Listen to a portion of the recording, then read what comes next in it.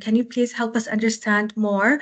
What does the modern day fraud even mean? Hundreds of types of fraud, but I want to focus on sort of the four types of fraud that we see specifically in our ecosystem and in our clients that I really battle with. The first one is account takeover. And this is really where criminals basically get access to your account in an unauthorized way, and then they transfer the money out of your account. And then second one is payment or transfer fraud. And this is basically the fraudsters use social engineering to manipulate individuals to make payment to fraudulent entities. You're thinking you're paying something legitimate, but it's not the case.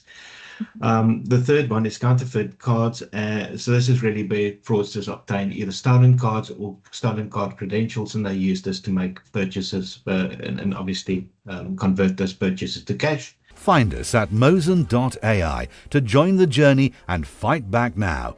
With Focal by Mosen.